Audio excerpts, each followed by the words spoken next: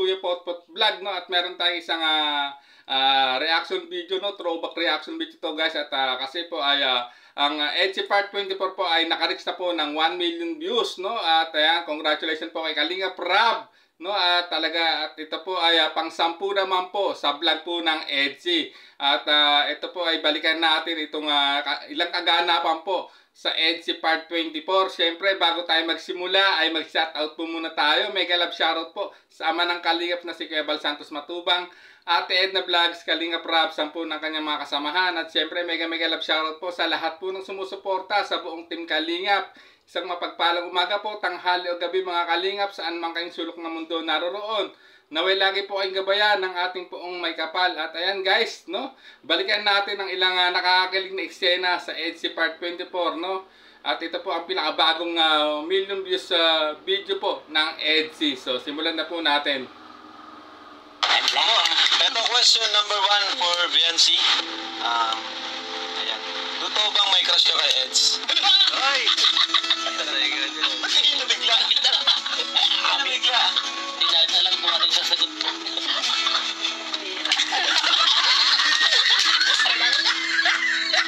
Kay Edu!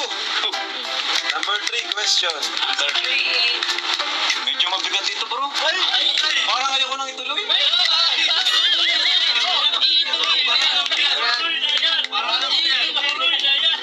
Natuloy ka pa ba yan, Say?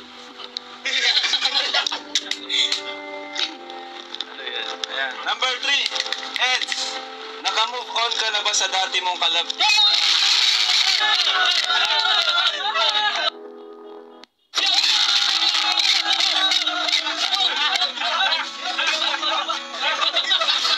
Wala, matira.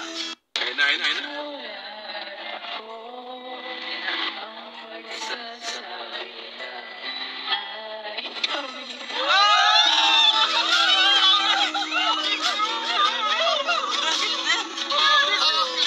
So ayan po, no, ang ilang eksena po sa EDSI Part 24, no. Unang dito, grabe, ito yung no, sa question and answer portion, talaga napaka-intense po talaga ang nangyari diyan, no, na mga tanong po ni Kalinga Prab sa lab team na EDSI. At talagang sa unang question kay Beyonce ay talagang hindi niya agad to nasagot at pambihira ang kanyang nalang nasambit at ito'y nagkalamansi. Ano, grabe, no? Hindi niya akalain na itatanong yan po ni Kalinga Prab sa kanya.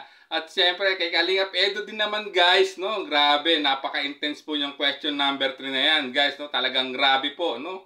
Ang naging katanungan dyan po, no? Ni Kalinga Prab, at talagang inaabangan po ng mga K-boys na nakasamahan nila ang magiging sagot o tugon po dyan ni Kalinga Edu, no? Sa tanong po ni Kalinga Prab, no? Kung nakamove na talaga siya, no, ng tuluyan sa dati niyang kalab team, guys, no, which is alam naman natin na hindi naging maganda ang naging ending po nung dating kalab team po ni Kalinga Edu, lalong-lalo na sa mga naging solid supporters po ni Kalinga Edu. Alam na alam ang kwentong yan, talagang grabe, at hindi natin akalain na magiging ganyang ka-intense o may tatanong po yan ni Kalinga Prab, no, sa kanyang pinsan na si Kalinga Edu, guys. At grabe ang naging sagot dyan, no, ni Kalinga Edu, no, na talaga naman nagpahiyaw, no, sa ibang K-boys na naandyan sa vlog na yan, no. Talagang sinabi na dyan na nakamove on na siya, no, sa dati niyang kalab team, na talagang grabe ang hiyawan.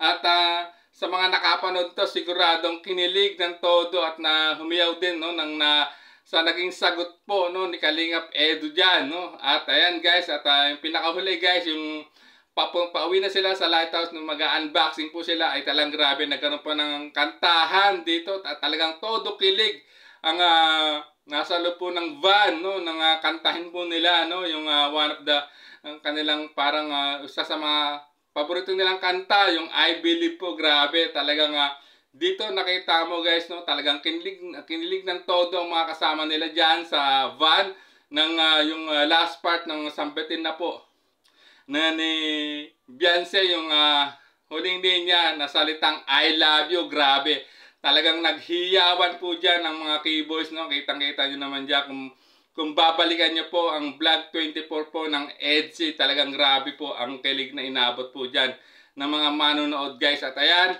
muli bumabati po, no, kay Kalinga Prab ng congratulations, no, dahil another million views po ng EDSI, itong Vlog 24 na, no, kung saan talaga grabe, million views na at pang-10 ito sa lahat po ng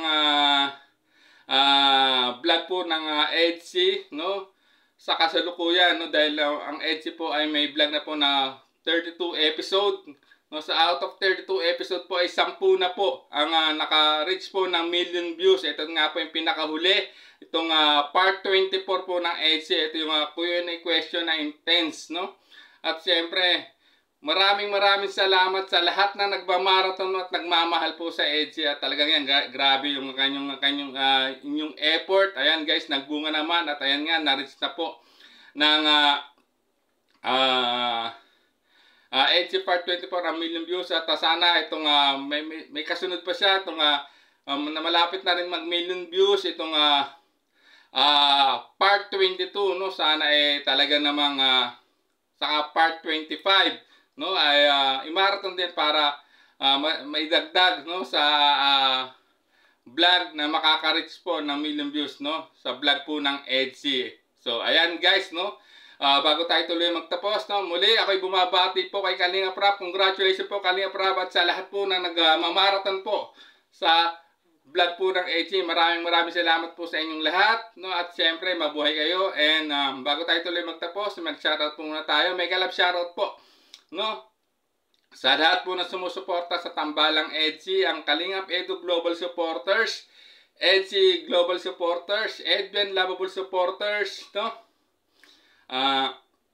Kalingap Edu United Fans, EDSI United Fans, EDSI Team Panataga Official, no, ANV International, Edu and BNC Best Friend, Kalingap Edu Supporters, no, Kalingap Edu Warriors, Sir Lito of G Group, Ma'am Maria Rexy, Ma'am Ping Probino, Ma'am Ana of Japan, Chini Estrada, no,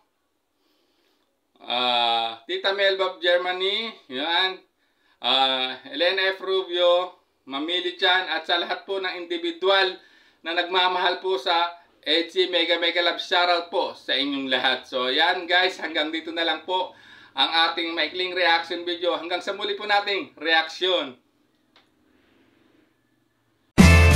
There's a vlogger named Kuya Pot, spreading good vibes, giving all he's got. With a camera in his hand, he hits the road, capture moments, sharing stories untold.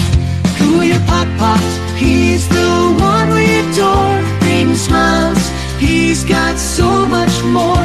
In this crazy world, he is a ray of light, spreading love and laughter day